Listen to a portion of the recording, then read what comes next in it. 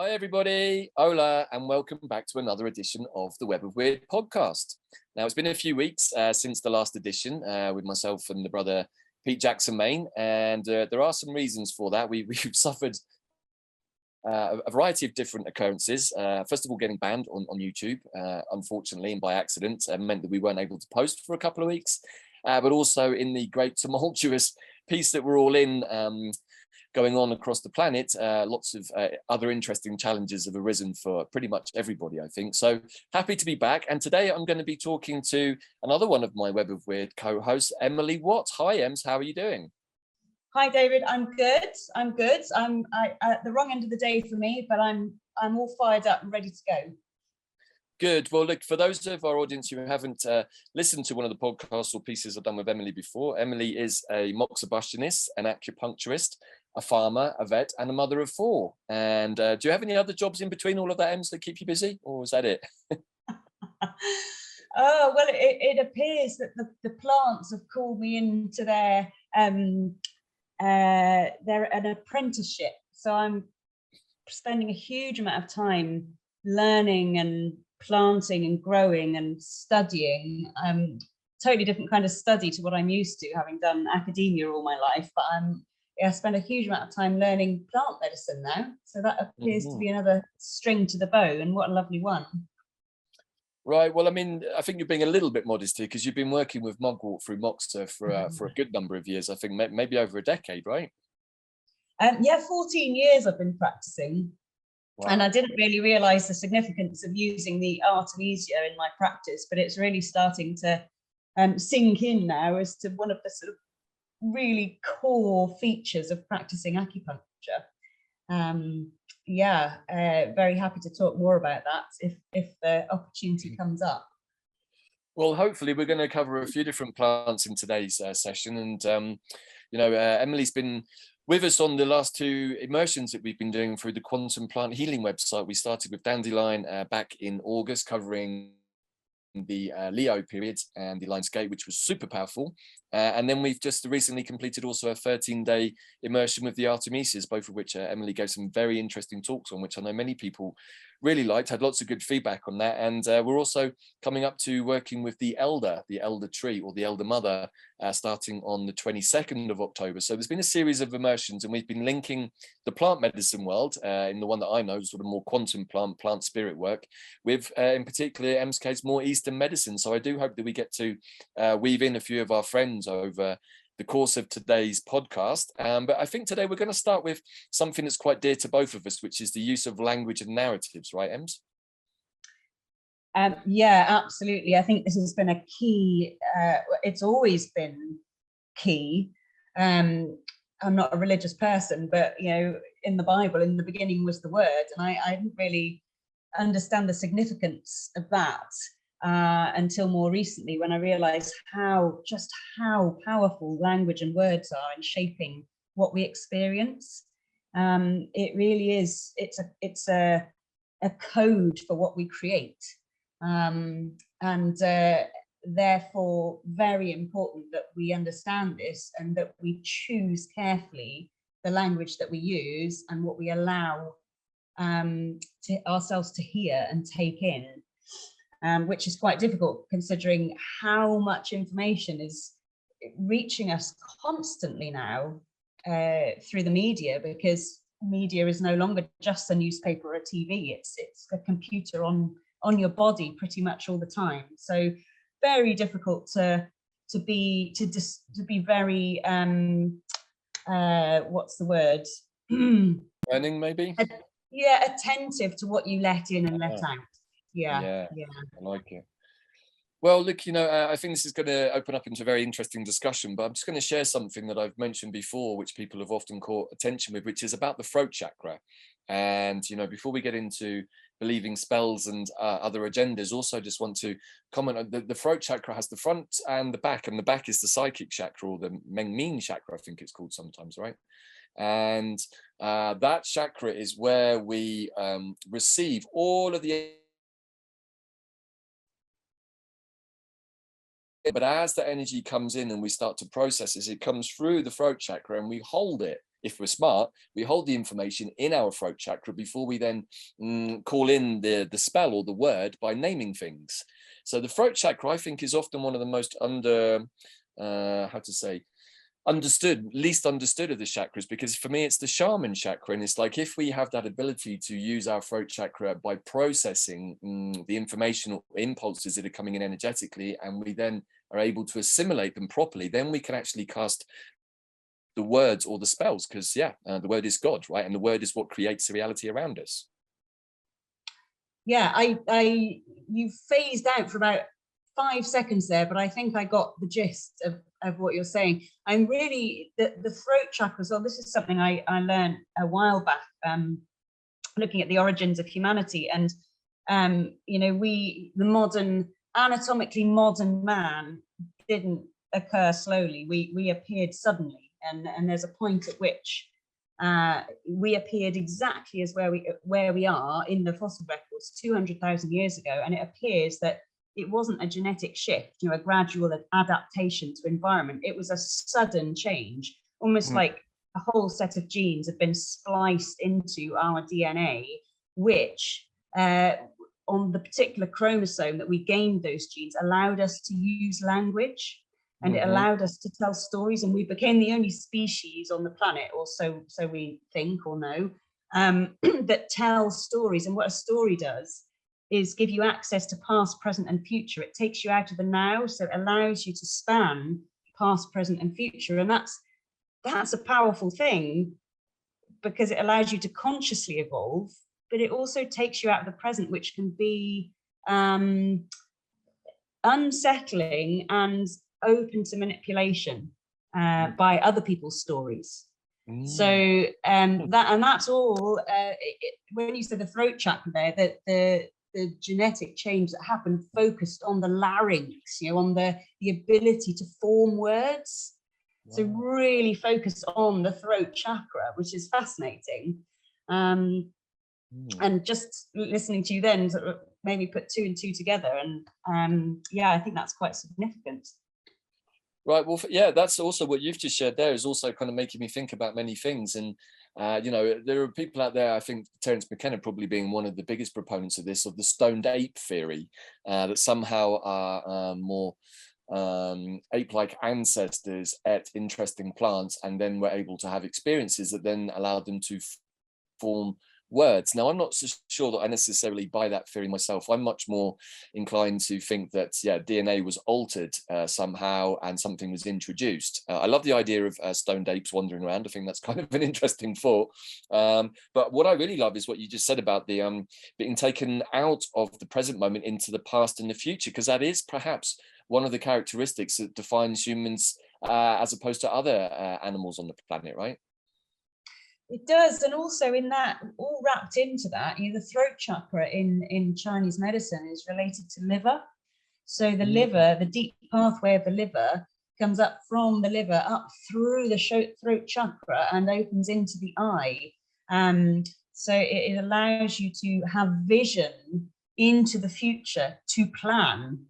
This is what liver does on a very sort of more of a sort of energetic level, rather than on a physical level being a detoxification and blood building organ. On a different level, it gives you vision for the future, and the spirit of the liver, the hun in Chinese medicine, links you to your ancestors, because it takes you in your sleep. The hun can travel astrally, so it enables you to link to your karma. So right there in the throat chakra of the liver, you're having vision for the future, and also the ability to resolve and communicate with your ancestors. There's another thread. Yeah, right. The threads are already building in this particular we're constructing, and you can probably hear from the silence at this end of the call that already the cogs are whirring upstairs. So that's really interesting, because my ally for the throat chakra in my plant system is actually Yarrow, which for me, Yarrow has the magic of this particular mantra, and the magic of Yarrow is intentional restraint, which I think is very interesting energetically. I've dieted with Yarrow a few times, and of course it appears it even appears in Eastern medicine, right? As they use it as a way of divining, like the I Ching with Yarrow sticks. Yes. Can you tell us about Yarrow in your experience from your work with Eastern medicine, Emily? Is it a plant you know well? I use Yarrow loads, not in Eastern medicine. I've used I Ching for years for divination. It was my first experience of divination. I started using I Ching when I was 19, so it's an old friend. The Yarrow is something I've used more since I started really taking plant medicines and practicing with them. But no, I haven't.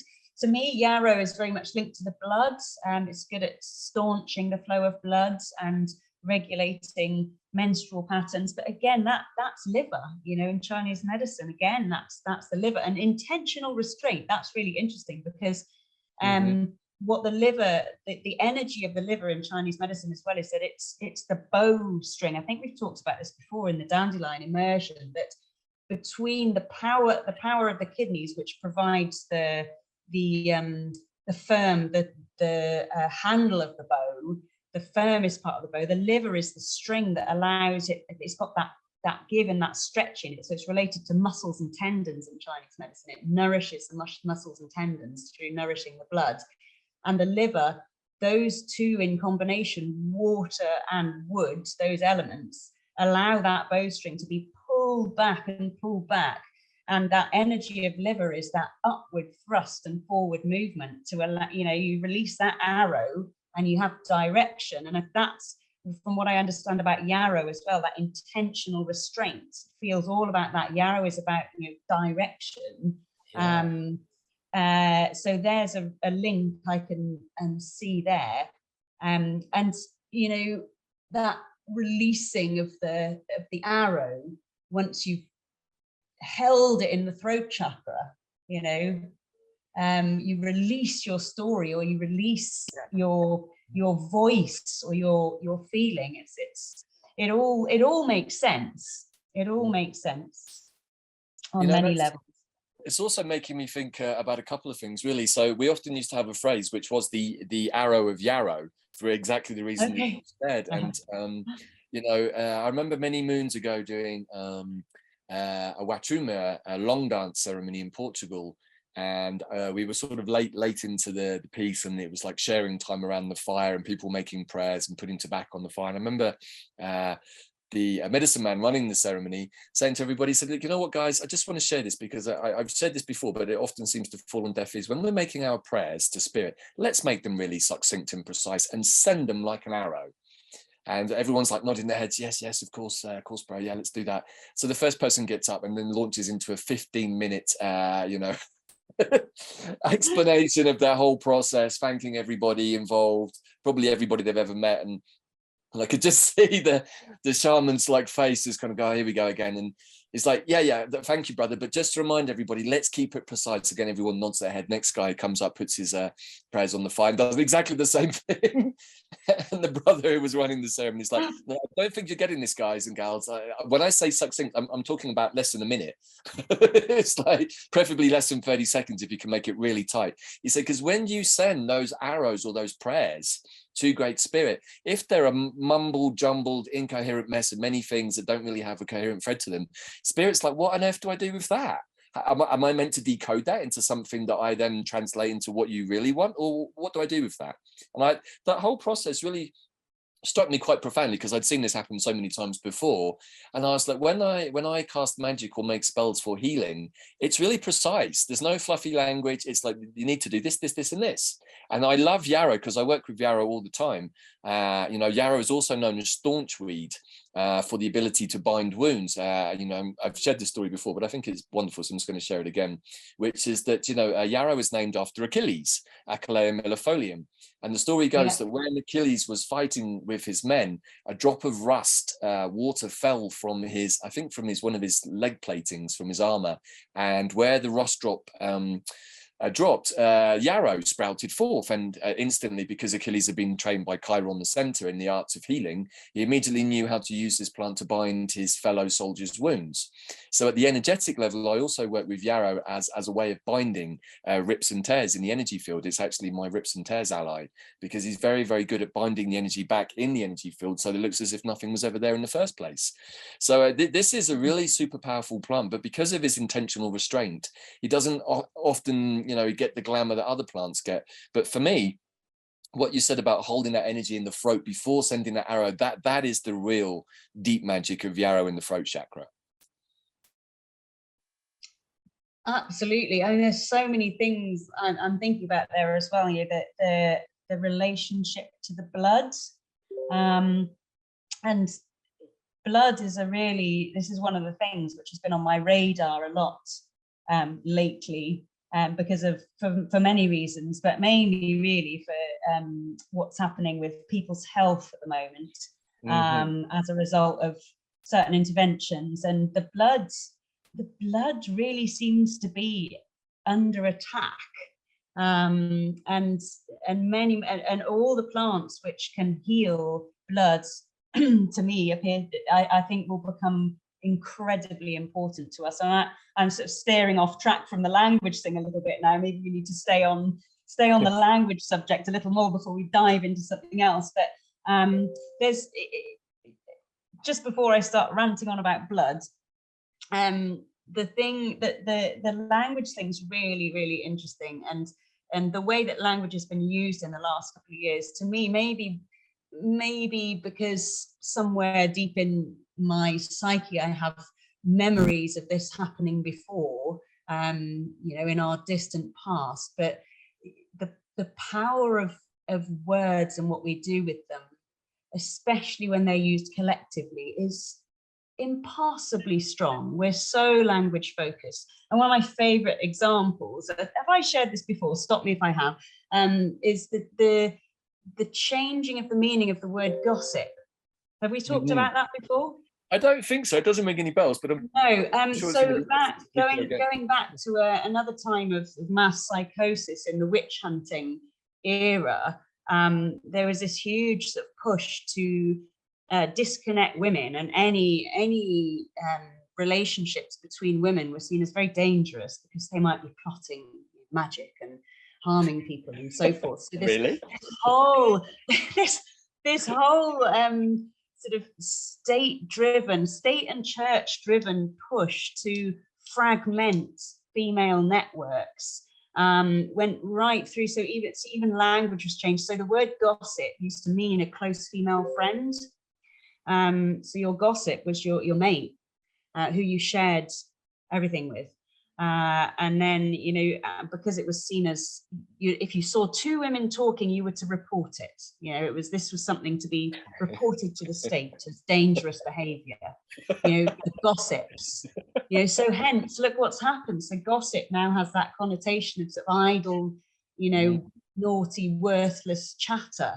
Right. So that whole meaning was changed through that, and it's introduction of words. I was really aware in 2020 of the sudden introduction of certain words like lockdown, and I just thought, I just said it, but I haven't said that word, I don't think, for 2 years, because I was really aware of these new words, they're not new words, but new terminology suddenly being introduced. And I just thought, this is changing people's behavior. This is giving people a new paradigm. And I'm not accepting that paradigm, so I'm not using those words. It's so strong. It's neuro-linguistic programming. And actually, I have heard one other person. I was at a doctor's conference back in May, and there was one Canadian doctor who was particularly clued up. He knew exactly what he was saying. And one of the things he said in his talk, he said, don't let them give you their words. He was so strong about it, and I know exactly what he meant. He knew that those words were a spell of sorts, creating, weaving these pictures. And once you accept them and you introduce them into your language, when you speak them, when you release that arrow, you are accepting, you're casting the spell, and you've accepted that reality. I don't think people realize quite how strong the use of language in this last couple of years it's been essential to change people's behaviour. Totally agree. And I know that this is a favourite topic that we've talked about a lot privately over the last couple of years, but you know, I think even just to take into account the word spelling, being spelled through spelling, it's right there, it's right in front of us, you know. So, I've never thought about that. Right? Yeah. How do you spell that word? Because that word is magic, and there is a spell behind it, because that word has an energetic imprint. Every word has an energetic imprint, and the English language is probably one of the most heavily nuanced, perhaps probably not in the right way either. It's like the English language is a book of spells, really, you can say that, as indeed probably are all languages now I'm thinking about it, but the English language is inundated with spells that are inverted. Particularly for what you've just said, and I think that this is an important piece in the transition to the new Earth way of being and the new Earth way of thinking, which is not to receive other people's spells unknowingly or unconsciously. We can make a conscious choice to receive each other's spells in the words that we share with each other, or not. And I think that a big part of the last 2.5 years, but really it's probably been both of our entire lives, probably most of our audience's entire lives too, is that we've been, as you said at the beginning, facing almost like an inundation of spells from many directions that are not ones that we've necessarily thought of ourselves or even want to agree to. Yeah, it's the conscious thing is the key, and being aware of it. It's that concept of the egregore again. You know, if you're aware of a collective thought form, you're not susceptible to it. Well, you are, but not nearly as much as if you're not aware of it. And I think I remember going to this conference of doctors, and they were brilliant. They were all so brilliant. I just wanted to hug all of them, because they were all doing their absolute best to try and counteract the main medical narrative that was being pushed on everyone, and they were a great bunch, and there were a few hints at, like this chap talking about the words, you know, don't accept the words, and there were a few people saying, you know, we must return to our divinity, and that's about as close as they got to magic. And I just felt like standing up and saying, why don't we just talk about magic here? why don't we just accept the magic in everything we do, because it's such a presence, and it's the unspoken reality. And this is when I studied Eastern medicine after, you know, a lifetime of indoctrination in Western medicine. It was there were a few of us that had studied Western medicine, and it was harder for us to accept a new paradigm, a new roadmap for understanding what it is to be human and be in a body and how to heal it, because we had such a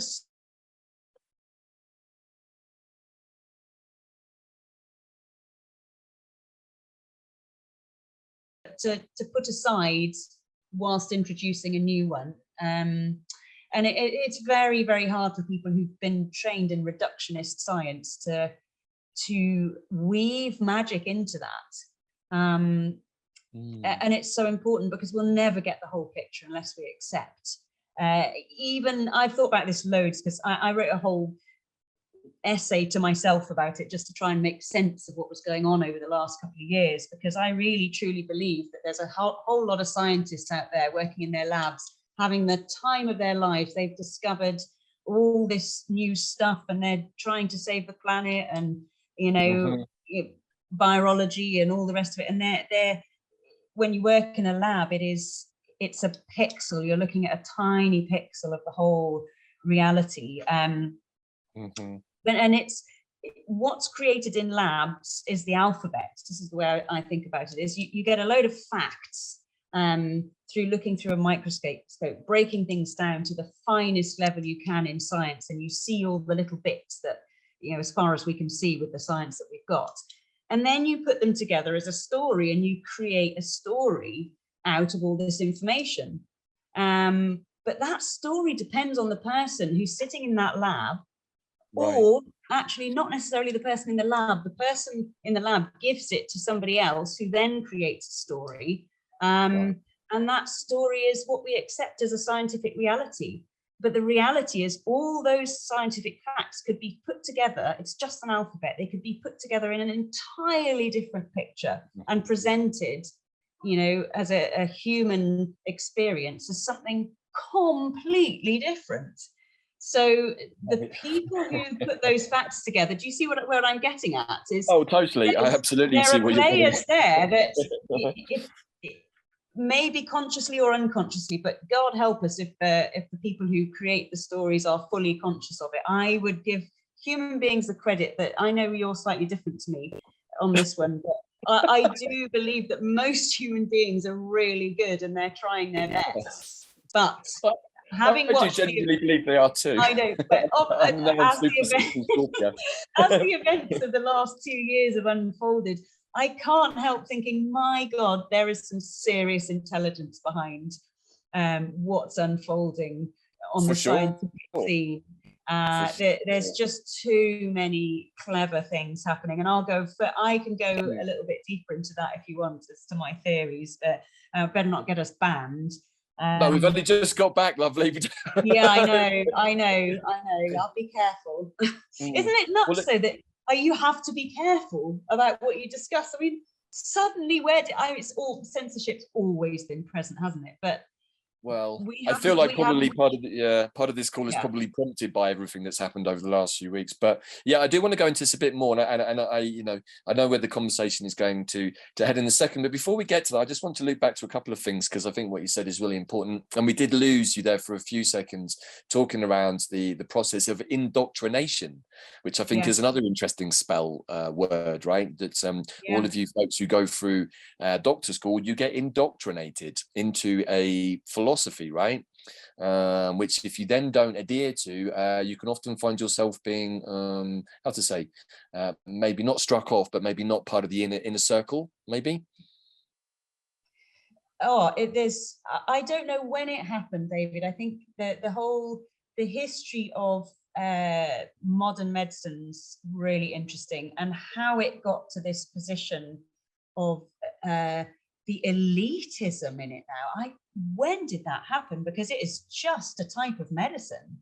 You know, when did it become the medicine? I haven't done enough reading about this. I'm sure it's all linked in. It's linked in hugely with that period of time in the Middle Ages where the church and the state were plucking feminine influence out of communities hugely, because right there, even just looking at obs and gynae, you know, midwifery was firmly in the hands of women at that point in time, and from then on it became put into the hands of men and the doctors, and if you really think about that, that's insane.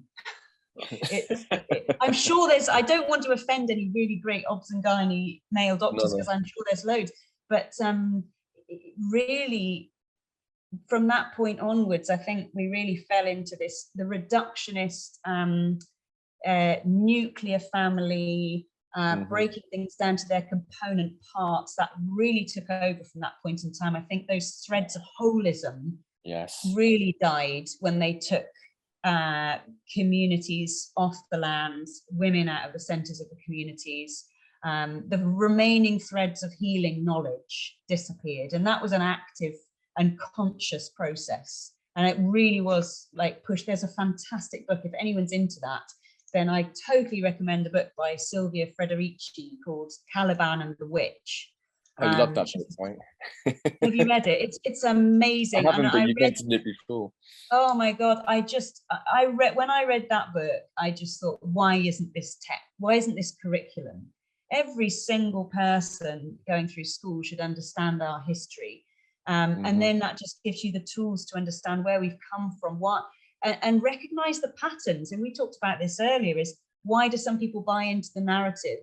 And why are some people sort of seemingly immune from these narratives we're presented in the media?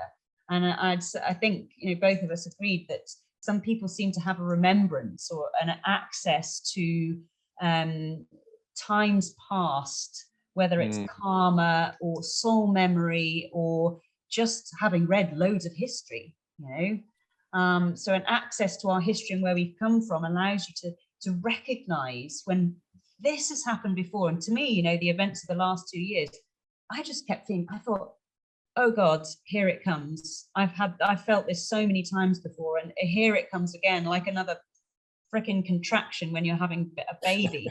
Here it comes again. There's nothing I can do about it. Oh God, here it comes. And it just whoosh, the wave. And it was that remembering of these patterns that have happened before, and narratives that are different story, but same theme. Right, totally. I mean, no, those it's all good, lovely and good.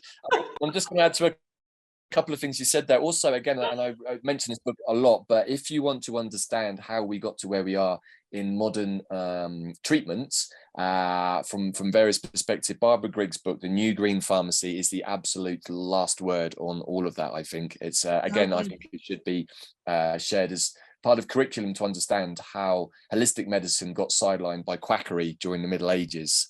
It's actually something that's been going on for several thousand years, and Barbara does an amazing piece of investigative journalist. God bless her, she passed, I think, last year, but we had her speak at Plant Consciousness some years ago. Again, you can see that talk on the wisdomhub.tv. Lovely, lovely lady, a very profound piece of journalism. She did quite a large book, but also very good. But yeah, I just want to look slightly back before we move into the piece about remembrance, and I think we're going to talk a bit about DNA, which is really interesting. But also just want to continue slightly on the piece about following the science. Now, this is something that we were told a lot about, follow the science, which I always thought was strange, because of all the things to follow, science is one of the few sort of obvious things that is always proving itself to be wrong. So it doesn't make for a great sort of philosophy to follow something that's always wrong as the last word on anything. And I think that that's a really important fact that pretty much the whole planet seemed to overlook repeatedly a lot over the last few hundreds of years, but particularly recently in the last few years. Because every time we followed the science, we're following, like you said, somebody's interpretation of an alphabet based on a series of reductions that they've done. And this is one of the things that Barbara points to in the book, is how modern medicine has gone down that route of, like nuclear family or reductionism, getting things down to the minutest of particles, and then basically trying to extrapolate out from that point, you know, into a more expansive space. And I totally see it's the wrong way around. If we want to understand something, we understand it at the energetic level first, and then we see how is it manifesting down into 3D. This is a big part of the work that myself and Bella at Quantum Plant Healing are doing right now, because she's a chemist. Is like, we have the energetic quantum understanding of plants, and I know you do, and many of the people who've been doing immersions like Pete have too. And now we're like, okay, let's take the plant into the laboratory, not to take it apart so that we can maybe patent it, as many people would want to do, and is going on a lot, but actually to understand, it's like, okay, we understand the plant at the energetic level, but how is it now manifesting at the chemistry level, so that we can understand how our own internal body medicine works better when the plants are interacting in a holistic way in mind, body, and spirit. This, to me, is a much more exciting way of understanding things, to actually meet another intelligence, like a plant being, at an equal level, and have a discussion with it, and then for the plant to show us in the laboratory how it's come together in the place of magic. I mean, really, to look at a plant is to see a complete piece of magic, healing magic, potentially offering itself. So I think this is an interesting piece. And I always say, when it comes to plants, is like, sure, you can listen to people like us doing these podcasts or the immersions, but in the end, it's down to your own interaction, direct interaction with a being like Yarrow, for example, or Dandelion, who then express themselves to you in a way that you understand and that your own inner alphabet or inner language can understand. I think it's a much more interesting way of doing things. 100%. There's two things there. When you start on that, I never remember what I say now. I feel like I'm repeating myself the whole time. There was a quote I saw recently from Heisenberg, who his theory was about probabilities of positionings of electrons, etc. He's a quantum physicist. Not the guy from Breaking Bad, just in case our audience is wondering. No. Anyway, one of his great quotes was, the first sip you take from a glass of natural sciences, so empirical science, will make you an atheist. but when you get to the bottom of the glass, God will be waiting for you. And I just thought, that's brilliant.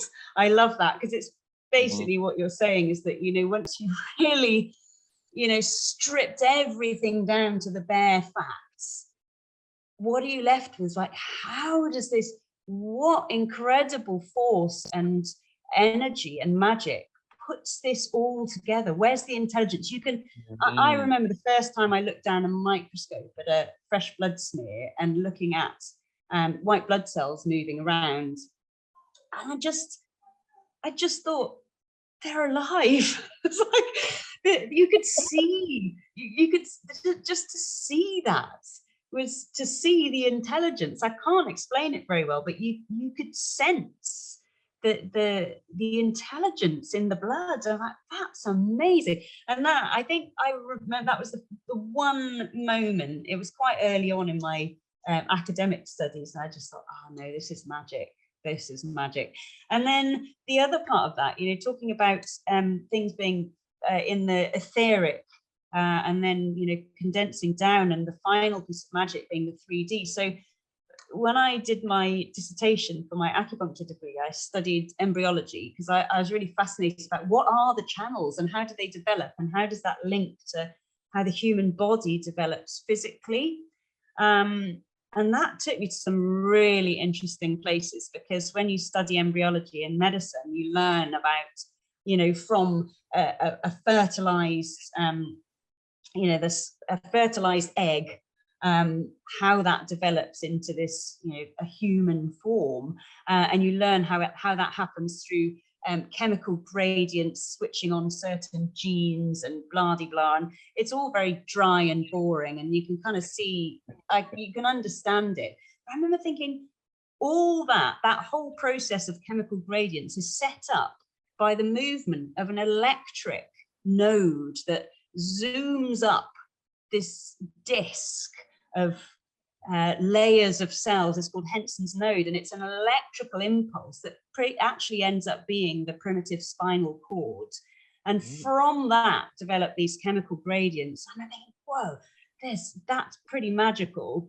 And I looked at, you know, in Chinese medicine, I thought, so these meridians must be, they're responsive to electricity. They're piezoelectric. You put an acupuncture needle in and you get an electrical response. More than that, but you can measure these things.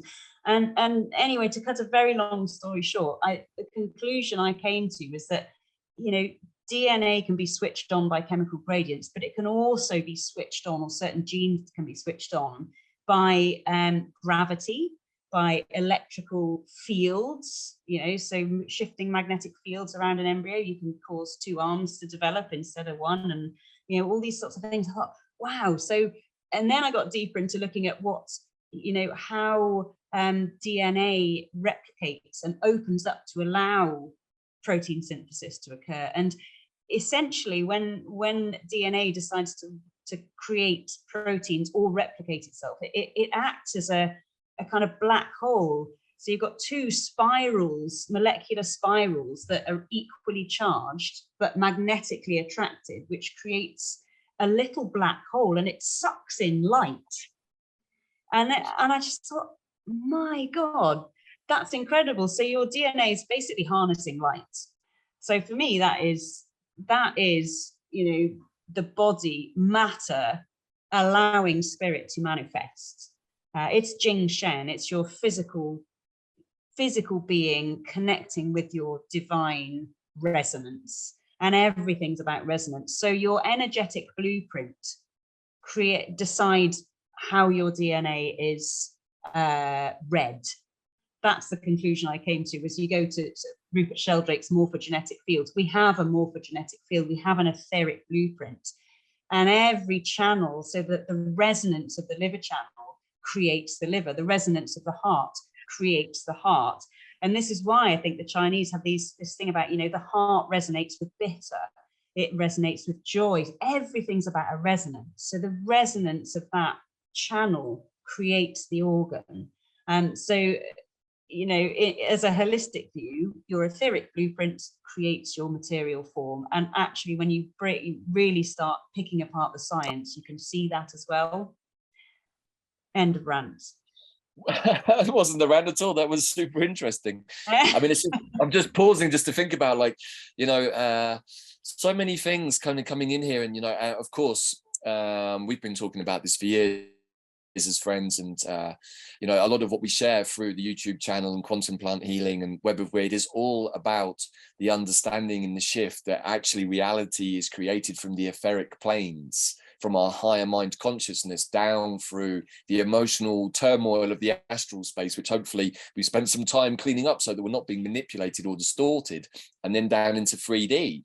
So this is why we've been working with the plants on the Immersions. Dandelion wanted to get us centered and present in our heart space, so we can connect directly to our higher self, because our heart is our higher self consciousness manifest in the 3D realm inside the vessel that we call our body. So then we move from the dandelion to the artemisias, who really were like, okay, so we've got you centered, or dandelion's got you centered, got you more connected to your higher self, but it looks like there's a few kinks in your central pranic tube, or your field or terrain, as we're starting to call it now, your personal terrain has got a few little shadows and glitches in it. We're going to sort those out. So then the field gets cleansed and cleaned and realigned, so that central channel from our heart to our higher self opens up nice, clean and clear, with no distortions, no fragmentation, no attachments, no traumas. And when we've got that channel clean and clear, boom, we are ready to start manifesting new earth, because we're in that higher mind space, but embodied in our hearts, in our 3D body. Isn't that incredible? It is. And I go as far as to say as well, so heart, when you talk about heart, that to me is higher mind. It is Shen. Yeah. I think it is obviously a physical organ as well, but in, the way I see it in Chinese medicine, heart represents Shen. That is the divine 5D world. It's the kidney, actually, that represents the matter that allows that Shen to be embodied, on Gaia. So what we need, for Shen to express itself, it needs duality, and this is what we struggle with. I think this is a fundamental human struggle, is that we have to become dual. We have to become polarized in order to experience this 3D world. But that's sacred. Because in that duality is obviously the whole, because it's the two DNA strands. They separate, but they need each other together. And that, that magnetism between them and the separation allows Shen to be literally harnessed and sucked in. And this is sacred. This is the sacred backbone of probably loads of other medicine as well. But I obviously studied Chinese medicine. So Jing Shen, that heart-kidney connection, is utterly sacred. And I think we're getting into sort of the whole elder you medicine here, because to me, you and the elder, you've stripped away now the sort of juicy stories of your earthly incarnation this time round, and your relationships with your ancestors, that being the wood element, the liver, dandelion, and then your relationship to your debt to Gaia and the earth spirits, and that's very much Artemisia, and clearing up all those things on that horizontal plane, but that vertical axis of heaven, earth, chi, to be an embodied human being and to express spirit as form is Jing Shen, and that's where the you and the elder come in, I think. For me, that's how the Western herbs tie in with the Chinese medicine. And this is why, I also write this, bringing it back again to what's happened these last 2 years, when I see people with maybe good intentions, maybe not, altering the sacred text of our DNA. You're not just making proteins with your DNA. It's not just about making proteins. It's complex beyond what we understand. It's our Akashic record. It's our history. It's our true sacred history book.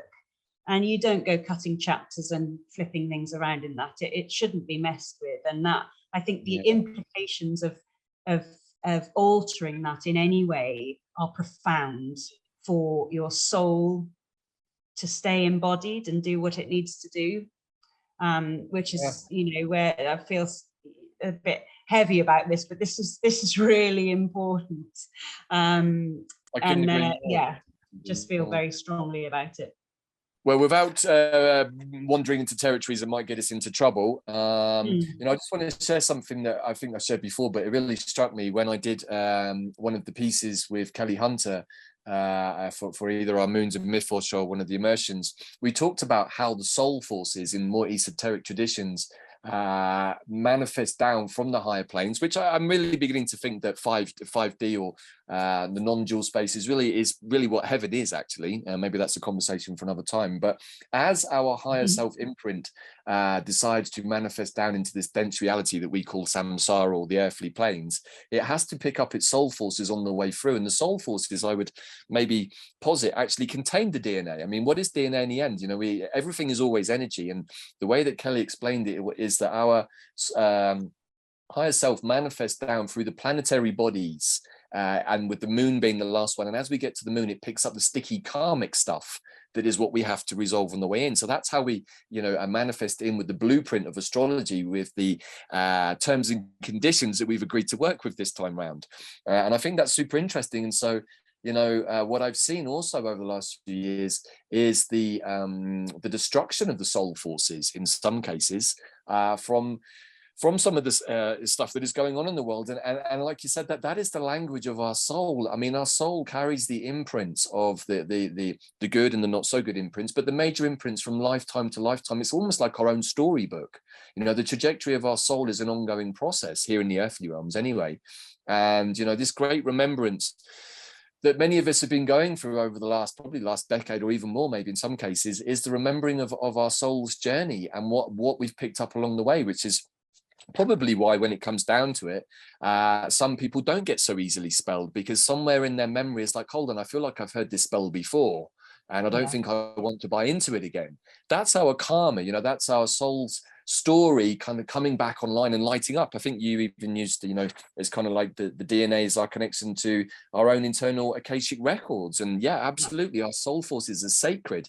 And I would like to think that at an energetic level, our soul forces also perhaps contain some of the DNA of our soul's journey. So this is a really big topic that we're getting into here, and I'm sure we're going to loop back to it in future pieces. But what do you think about that, Ems? Yeah, I think to me, the sort of karmic soup, maybe soup's the wrong word, but coming through all those layers is still etheric to me. I think, to me, yes, DNA is very much the water element. It is when you hit manifest reality.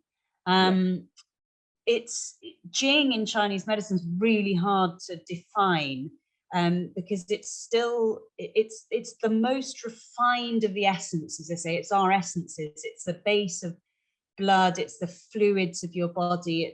It's the watery part. It's related to the kidneys. It's stored in the kidneys, so it represents the water element. But that, as well, that is your DNA. To me, is your Jing. It's what allows spirit to become matter, full stop.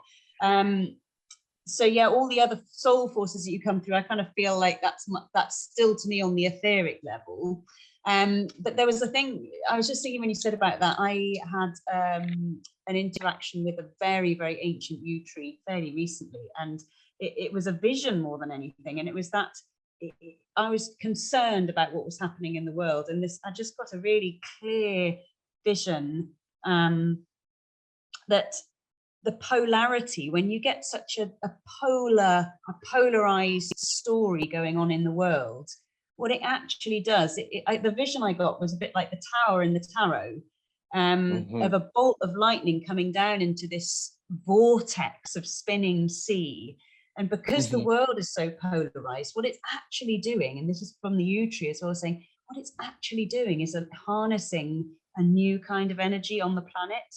The fact that we're so polarized, which was really interesting, because that's not a negative thing. It's disruptive, but it wasn't negative. So when you get these really tense times where you have people becoming polarized, actually the plus side of that is we are pulling new energy onto the planet through that polarization. What we do with it's another story again. Right.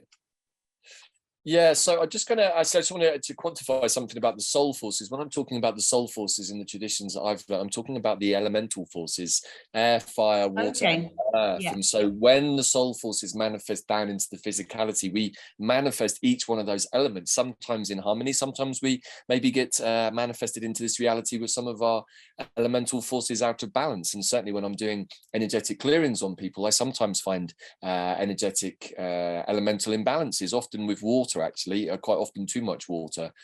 Sometimes being Scorpio sun with Pisces rising, I have a lot of familiarity with water, and that's a tricky one sometimes. I definitely lose the banks occasionally being Piscean energy, and so it's kind of interesting for me. So I just wanted to clarify that, but also you just linked into the U tree there, and in the traditions that I was taught with under Michael Dunning in the U mysteries, we were taught that the U tree is a direct conduit to 5D consciousness. Okay. And it has the ability to bypass the more tricksy elements of the astral planes, which is where plants like the Artemisias obviously come in very handy, because they're very good at cleaning up our terrain in the astral spaces. So, it's like I often see the soul forces as the inner elements, as the glue, really, that binds us from our higher self down into physicality. It's the glue that makes everything happen, but it's also the place where we get most distorted and most manipulated, or polarized even. And as you were saying that about polarization, again, I got the very strong image of the yin yang symbol, which I think is so important right now. A lot of what I have been working on in myself is coming to a place of like balance between my light and my dark. And people often get dark mixed up with evil, and the dark is always bad. It's like, no, this light, look at the symbol of the yin yang very carefully, and you will see that in the heart of the dark side is the light, and in the heart of the light side is the dark. So I think that's always an important motif to carry, because sometimes what I see in the wider spiritual community is a tendency to chase the light, always at the expense of looking at the dark. But it's like, as my angelic guides once told me, they're just like, look, if you hold a massive amount of light, you need to be able to hold a massive amount of dark within yourself. Doesn't mean that you are dark, but you can hold it and look into it and see it for what it is in a dualistic sense, and understand that light and dark are just two sides of the same coin. So yeah, absolutely. And there was a I don't know if you've watched the newest Lord of the Rings series yet. Yes. But right at the beginning of that, it's when Galadriel is saying to her brother, how do I know which is the right path to choose? And then you find out later on that he's whispered to her, sometimes you have to go down and touch the darkness to know. And that's good. So, which is something I wrote down before about the power of fiction to access knowledge. I think we underestimate the power of fiction, because you think, oh well, it's a story, so it's not fact. But I would dispute that. I think within fiction, because your mind is in a creative mode when you're reading a story, you can access knowledge that you mightn't be able to access through reading a factual text. Right. So, and then going back again, they're talking about text, sort of about the DNA and expression of DNA. So mine and your DNA is pretty much identical, and actually we're 60% the same as a cucumber in our DNA. Don't tempt for that. I know, but the really fascinating thing is, like, it depends who's reading the text as to what gets produced, a cucumber or a human being. It's the reader that dictates the meaning of the text, not the text itself. We're focused on the text. Do you see what I'm getting at? So the best way to see it, and the best analogy, I think, is a reading of a sacred text. If an 18-year-old picks up a sacred text and reads the text, say the Quran, for example, the meaning that somebody aged 18 will get out of that book would be something completely different to an 80-year-old person who's lived life and studied, and they can both read the same text, but what the meaning and what's taken from that text is a completely different thing. You want the same words, but it's the consciousness that's taking in those words and putting them together and piecing it together as a story Right. Yeah, cucumber or human. Well, Yeah. you know, maybe we'll leave our audience to decide whether we're cucumbers or humans after this podcast, because I'm not sure about myself. I'm going to have a look in the mirror in a minute and just decide, am I more cucumber? I don't know. I never saw that before. But I totally get what you're saying, because it's like when I do the plant diets or even the immersions, it's like every immersion or plant diet or plant protocol that I do, where I go deep into a space with a plant for a period of time, I get a different piece of sacred text from them. So I've done, I don't know how many diets with mugwort. I've lost count now. It's probably over 20. Every single time the reader, i.e. me, gets a different piece of text to read from mugwort. Each piece of text then builds into a bigger, much more expansive piece of text, or even a book, I feel like I'm getting to now with mugwort. But that's, but you also have this, the same strong connection with mugwort, and, but your inner reader is also going to extract slightly different information from the sacred text that's been given to you by the plant. And I think this is a really interesting point, because like you said, there's books like The Teachings of Don Juan by Carlos Castaneda. I read it when I was 13. Totally blew my mind. I didn't have a clue what most of it was about. So, growing up in West Cornwall, as I've said before, but then roll forwards like 35 odd years and I meet the plants like Jimson weed, or known as datura, or the peyote plant, and I'm now living in a garden where those plants are growing all around me.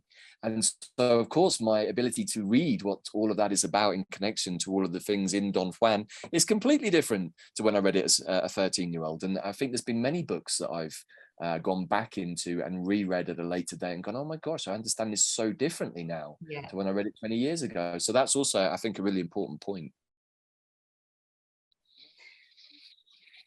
So lovely. We've come to the end of the hour. We've rattled through lots of mind-altering, body-altering ideas. But in the final few minutes that we have, I know that you're going to be with us on the Elder Immersion coming up, starting on the 22nd of October. But what would you like to share with our audience sort of in leading into that, from your perspective of working with either the elder tree as medicine or the elder mother as the spirit of the being? What would you like to share, Ems? Yeah, I mean, I've thought about this a lot, because when you asked me to talk about the Artemisias, I thought, great, I can do this, because having worked for 14 years with Artemisia in acupuncture, I feel slightly qualified to talk about it. But I thought, oh my God, elder. Well, no, only slightly, but elder, because I don't work with elder in Chinese medicine, I thought, oh God, I can't talk about elder. And then I realized, actually, the experience I had in Scotland of a sort of download, it was another visual download of how the Western plants fit into the Eastern model, and each of the organs or officials in Chinese medicine, how they complement them and how to work with them. That it's just slotted in. I've had a couple of visions that presented to me about how they fit in, and I've been, through conversations I've had with people and thoughts and meditations, I've realized that these medicines are merging now. They're merging because we're merging as people. So you have an ancient medicine like Chinese medicine, you think, well, because it's 2,000, 3,000 years old, it's, you don't change that. But that's not true, because we're changing as a people. So the merging of Western herbs with Chinese medicine is, I think, an incredibly natural process and an appropriate path for this to take. We just have to be open to it. And so going on to elder, what I've come to realize is that the Artemisias and the dandelion, and actually hawthorn as well for me, are working with, liver energy and our connection to the animal spirits, the po, the lung, through the Artemisias, and the sort of world of the fae, much more sort of the busy world, I call it the busy energetic world, out there that we experience and resonate with constantly. But when you're getting down to metal water, down to Jing, down to the bones, and Jing is, the water element is about the bones and the skeleton and survival in Chinese medicine, then you're kind of stripping all that down and you're getting to the core, the deep magic, the way I like to see it. It's like the real deep magic. And elder, to me, is moving from metal, which is white. So you've got the white elderflowers going down into these blue-black berries in the autumn, taking us down into the winter. She feels to me like sort of the guardian of the deepest secrets of winter, where everything's stripped away. And winter, the water element, is about emphasis. The word that resonates is emphasis, which is quite hard to understand initially, but actually what it is to me is that in winter, because everything's stripped away, it emphasizes the core of what life is, what's keeping you alive, that what you need to keep you alive through the coldest time of year. So elder is the gateway to the deep mystery for me. And actually that blue black of the berries is really similar to the gleam you get on a crow's wing, and crow is one of my spirit guardians, but crow never have guessed them. the crow's the guardian of deep magic. Yes. You know, in Native American medicine, and the wampum belt that the women had was the sacred texts were bound in crow feathers, you know, the women's medicine.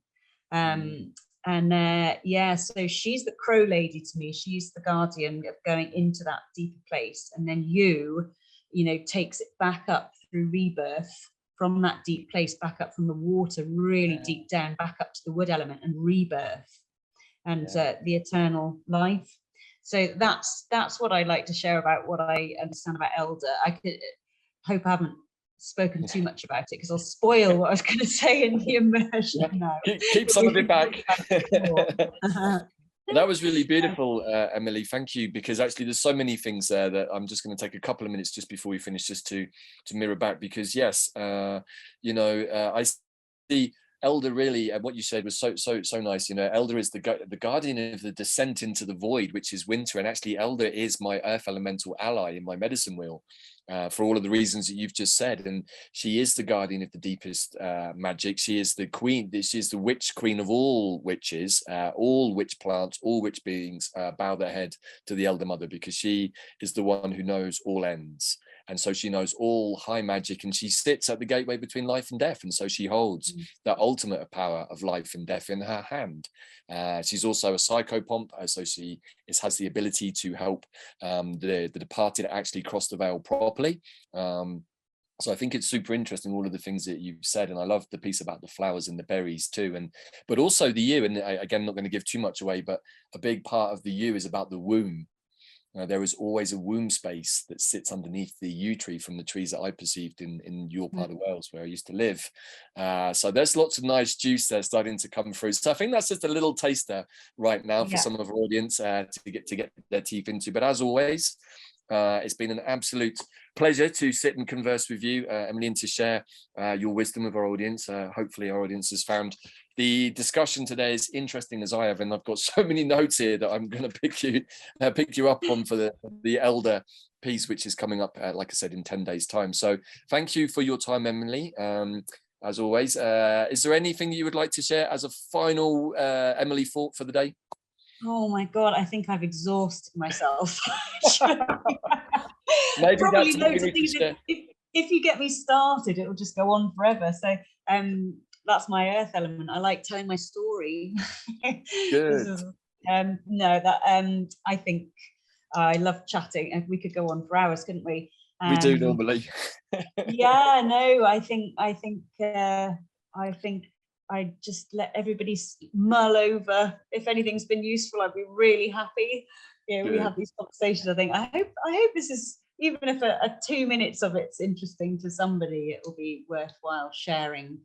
I think, you know, as you know, I'm always really nervous about speaking.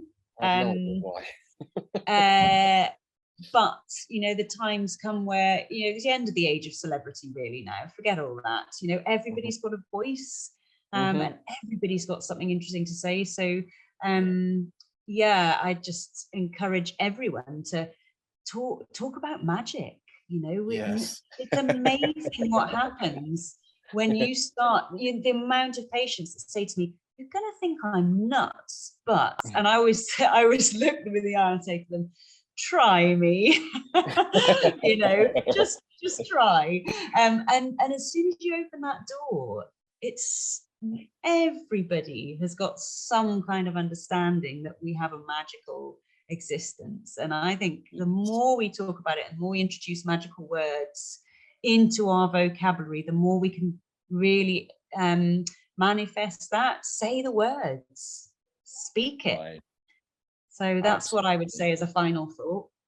Good. Well, that was really nice, because I think my final thought for today is around us being able to remember who we are and tell our own story with the holisticness or wholeness that we all carry if we do our inner work and repair ourselves, because we do lose along the way bits of our soul, or soul fragments, bits of us break off, or bits of us get distorted. But if we can come back to a place of wholeness, where we feel empowered enough because our throat chakra is strong, because our terrain is clear, then we can actually just connect straight to our higher self and speak from that place and tell our story and feel comfortable in telling that story, as I've seen so wonderfully with you and all of the other people on the transmissions that we've been doing, many of whom didn't really want to speak, but actually have got so much to share. And, you know, again, like you said, so many people over the years have come to plant consciousness or these events, or found their way to the immersions recently and said, oh my gosh, it's so wonderful to be in a space where I can speak freely and not have people think that I'm crazy or that I'm mad. And it's like, no, the crazy ones are the other people out there. We're the ones who are sane. So you know, this is the reversion of the inversion that we've all suffered, where we weren't able to speak our truth. So my final thought for today is, find those plants that help you do all of those things to get centered and aligned, so that when you meet a being like the Elder Mother, she will help you remember your story and then tell your story, which I think is a beautiful motif as we step into #done, dawn of new earth. It's time for us all to be able to tell our soul stories together and rejoice in those beautiful experiences that we all have within us, and then find a way for us able to share those stories and work together in community. So I feel like that is a beautiful place to finish. So thank you, Emily, for today's Web of Wyrd podcast. We will be back again very soon. Hopefully myself and the brother Pete Jackson Main will be reconnecting after a slightly turbulent few weeks for us both in various ways. And we'll be looking at the energetic, newsworthy threads that have caught our eye in the next edition. So take care, everybody. Hope you enjoyed the show, and see you again very soon. Ciao for now. Bye for now.